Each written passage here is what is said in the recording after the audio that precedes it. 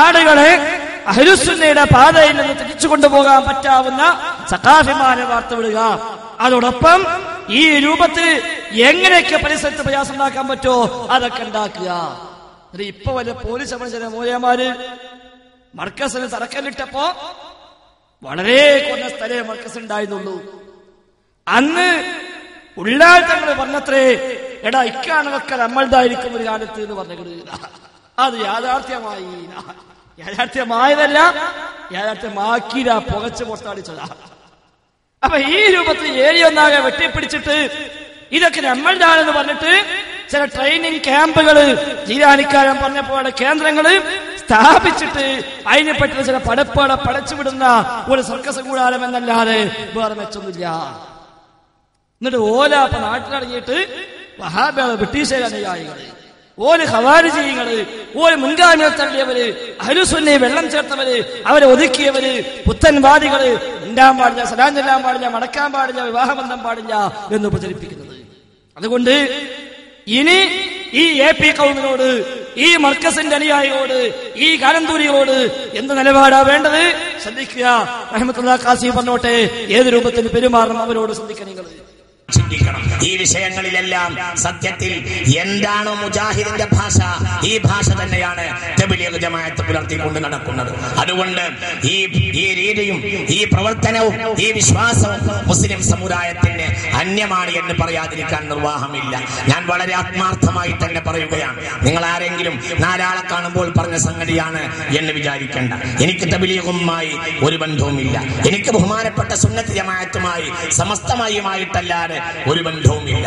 എങ്കിൽ പിന്നെ ആരൊക്കെയോ നോട്ടിലേക്ക് മാസിക ഇറക്കി അവൻ പ്രാന്തനാണ്. അത് നിങ്ങൾ മനസ്സിലാക്കണം. അച്ചങ്ങാടിക്ക് പ്രാന്ത, അത് നിങ്ങൾ മനസ്സിലാക്കണം. ഒരു പ്രാന്താലയത്തിന്റെ കൂടാണത്. അല്ലെങ്കിൽ അവർക്ക് പ്രാന്ത്, അല്ലെങ്കിൽ AP വിഭാഗം എന്നത് ഒരു തരം ഉളുപ്പില്ലാത്ത കൗമാണ്. നിങ്ങൾ തെക്ബീർ ചെല്ലാൻ വേണ്ടി ഞാൻ പറഞ്ഞൊന്നുമല്ല, അങ്ങനെ വിചാരിക്കണ്ട.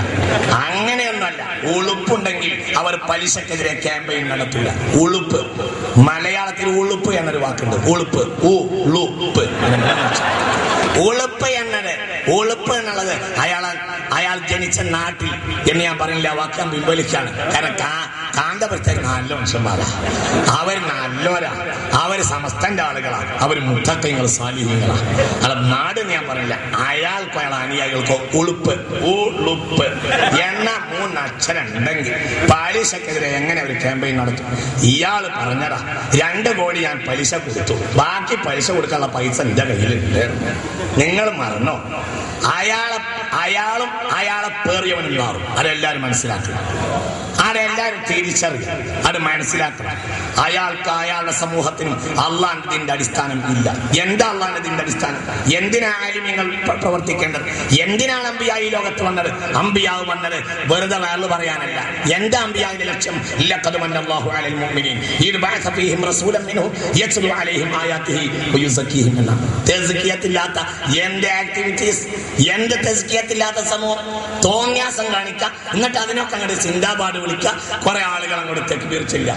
എനിക്ക് ഓർമ്മയുണ്ട്, മുതലക്കുളത്ത് മുമ്പൊരിക്കൽ ബഹുമാനപ്പെട്ട കോട്ടമൽ ഉസ്താദ് പ്രസംഗിച്ചപ്പോൾ AP ബക്കർ മുസ്ലിയാർ എന്നൊന്ന് പറഞ്ഞുപോയി. അപ്പോൾ നേരെ മതിന്റെ അപ്പുറത്ത് കുറെ ചെറുപ്പക്കാരിരുന്നിരുന്നു. അവര് അല്ലാഹു അക്ബർ എന്ന് പറഞ്ഞു.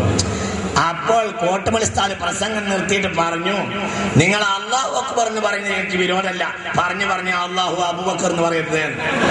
അതൊരു വർത്താനാണ്. അത് ആൺകുട്ടികളെ വാക്കാ. ഇന്നിപ്പോൾ അവിടെയാണ്.